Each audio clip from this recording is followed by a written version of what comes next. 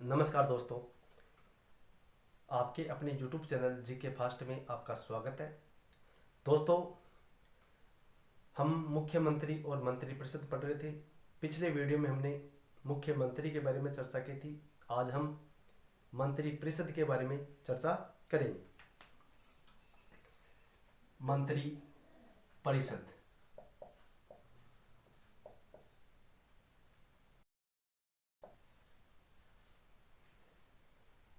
हमने देखा था कि जो राज्यपाल होता है, कौन होता है? राज्यपाल होता है। इस राज्यपाल की जो कार्यपालिका संबंधी जो शक्तियां होती हैं, यानी राज्यपाल को संविधान कार्यपालिका संबंधी जो शक्तियां हैं वो प्रदान करता है। और इन शक्तियों के प्रयोग में सहायता करने के लिए एक मंत्री परिषद होगी। क्या होगी? एक मंत्री परिषद होगी। अब इस मंत्री परिषद का उल्लेख कहां पर किया गया है? राज्य मंत्री परिषद का उल्लेख अनुच्छेद 163 में किया गया है, जिसका मुखिया मुख्यमंत्री होगा। यह हमने पिछले वीडियो में देख लिया था। अब अनुच्छेद 164 के तहत मंत्री परिषद में कौन शामिल होते हैं? देखो, एक होता है मंत्रिमंडल और एक होता है मंत्री परिषद।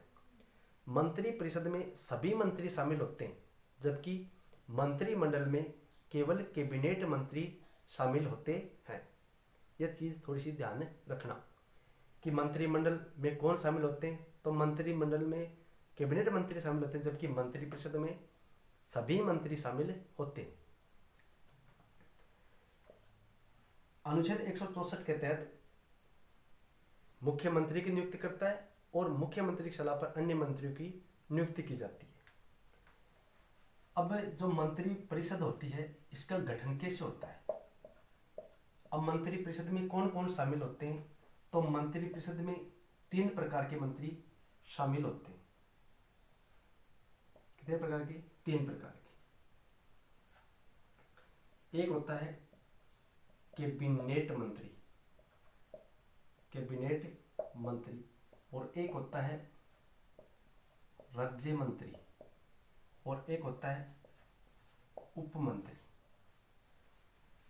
कैबिनेट मंत्री परिषद में कितने मंत्री शामिल होते हैं? 3 प्रकार के मंत्री होते हैं। एक कैबिनेट मंत्री, एक राज्य मंत्री और एक उप मंत्री। कैबिनेट जो मंत्री होता है, ये अपने विभाग का सर्वे सर्वा होता है, यानी सर्वे सर्वा शक्तियां इसके प्राप्त है। और जो राज्य मंत्री होता है, ये स्वतंत्र प्रभार के होते हैं, स्वतंत्र प्रभार होते हैं इनके पास। यानी इन कैबिनेट मंत्रियों की कार्य में सहायता के लिए कौन होगा? राज्य मंत्री होगा। अब राज्य मंत्री, जैसे कोई चिकित्सा मंत्री है तो चिकित्सा उसको राज्य मंत्री होगा, तो चिकित्सा राज्य मंत्री, यानी उस चिकित्सा मंत्री के कार्य में सहायता कौन करेगा?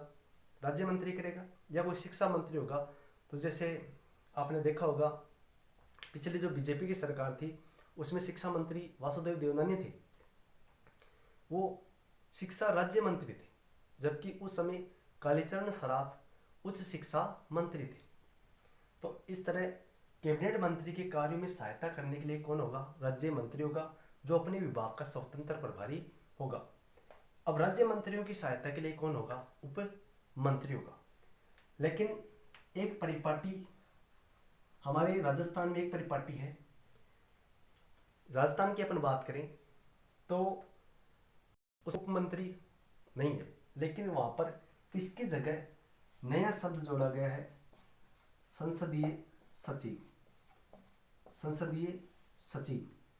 अब संसदीय सचिव जो विधानसभा में रहकर सरकार के कार्य में उसकी सहायता करता है।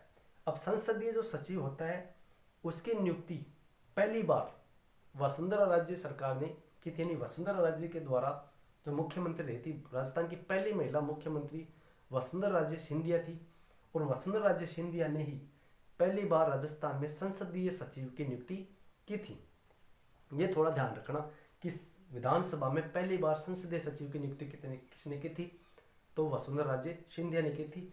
अब इस संसदीय सचिव की नियुक्ति कौन करता है? तो संसदीय सचिव की नियुक्ति मुख्यमंत्री करता है, और संसदीय सचिव को शपथ भी कौन दिलाता है? मुख्यमंत्री दिलाता है।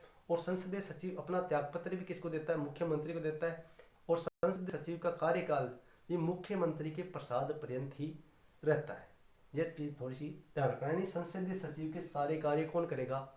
मुख्यमंत्री। शपथ भी वही दिलाएगा, उसको त्यागपत्र भी वो उसको ही देगा और उसकी नियुक्ति भी वही करेगा, कार्यकाल भी उसके प्रसाद पर्यंत ही उसका रहेगा। तो ये ध्यान रखना कि संसदीय सचिव की नियुक्ति कौन करता है? मुख्यमंत्री करता है। तो 3 प्रकार की मंत्री होगी। अब एक संविधान संशोधन हुआ था, 51वां संविधान संशोधन 2003 में हुआ था। 51वां संविधान संशोधन हुआ था 2003 में। अब इस 91वें संविधान संशोधन में क्या किया गया था? तो 91वां संविधान जो संशोधन था उसमें जो सीटें थी वो फिक्स की गई थी, यानी विधानसभा की कुल सदस्य संख्या। जैसे राजस्थान की बात करें तो राजस्थान में कुल विधानसभा सीटें कितनी है? 200 सीटें हैं। अब इन कुल विधानसभा सीटों की 15% से अधिक 15% से अधिक मंत्री नहीं हो सकते। इन 15% में मुख्यमंत्री भी शामिल है। ध्यान रखना कि राजस्थान में अपन बात करें तो 15% से अधिक मंत्री नहीं हो सकते, यानी ज्यादा से ज्यादा कितने मंत्री होंगे? राजस्थान में 30 मंत्री होंगे। और कम से कम कितने होंगे? तो कम से कम 12 मंत्री होंगे, जिसमें मुख्यमंत्री भी शामिल है। ध्यान रखना, इन 30 में मुख्यमंत्री शामिल है और जो कम से कम 12 होंगे इसमें भी मुख्यमंत्री शामिल है। इसके अलावा हम देखें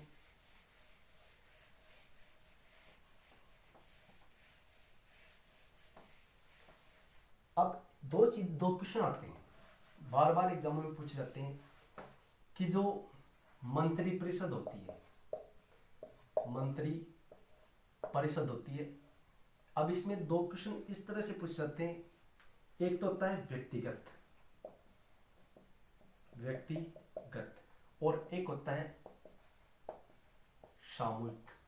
ये चीज थोड़ी सी ध्यान रखना कि जो मंत्री परिषद होती है वो व्यक्तिगत रूप से किसके प्रति उत्तरदायी होती है, किसके प्रति उत्तरदायी या जवाबदेही होती है। तो यह थोड़ा सा ध्यान रखना। अगर व्यक्तिगत रूप से पूछे तो मंत्री परिषद व्यक्तिगत रूप से राज्यपाल के प्रति उत्तरदायी होती है।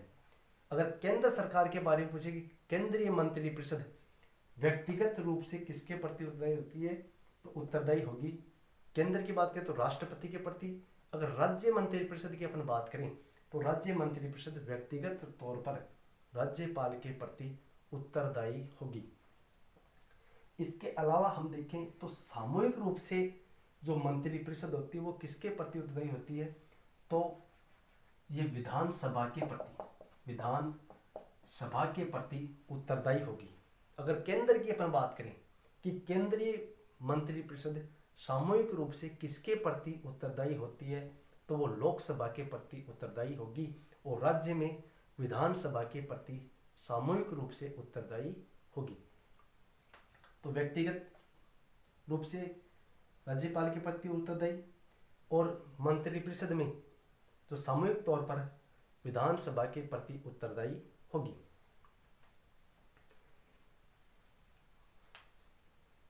आर्टिकल 164 में ये बातें दे रखी है, यानी अनुच्छेद 164 का जो उप अनुच्छेद है 164 का दो वह भाग है, इसमें मंत्री परिषद की उत्तरदायी व्यवस्था के बारे में बताया गया है। अब आपसे क्वेश्चन 1 पूछ ले कि भारत में वर्तमान में कितने राज्य और कितने केंद्र शासित प्रदेश हैं। तो भारत में वर्तमान में 28 राज्य हैं और 8 केंद्र शासित प्रदेश हैं, यानी यूनियन टेरिटरी कितनी है? 8 है और स्टेट कितने हैं? 28 है। अब इन 8 केंद्र शासित प्रदेशों का उल्लेख कौन से संविधान संशोधन के तहत किया गया था? तो इनका उल्लेख 7वां संविधान संशोधन 1956 में हुआ था और राज्य पुनर्गठन अधिनियम 1956 में केंद्र शासित प्रदेशों का उल्लेख है।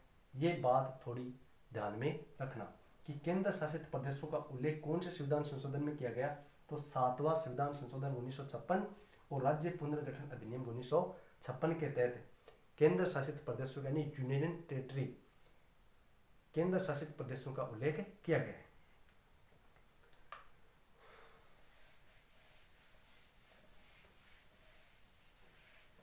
मंत्रिपरिषद राज्यपाल के प्रसाद पर्यंत कार्य करते हैं। मंत्रिपरिषद का कार्यकाल क्या होता है? मंत्रिपरिषद का कार्यकाल पूछे तो राज्यपाल के प्रसाद पर्यंत काम करती है। प्रसाद पर्यंत मंत्रिपरिषद कार्य करती है। आई होप दोस्तों आपको वीडियो पसंद आया होगा। अगर वीडियो पसंद आए तो इसे लाइक करें। धन्यवाद दोस्तों, मिलते हैं अगले वीडियो में। तब तक के लिए जय हिंद, जय भारत।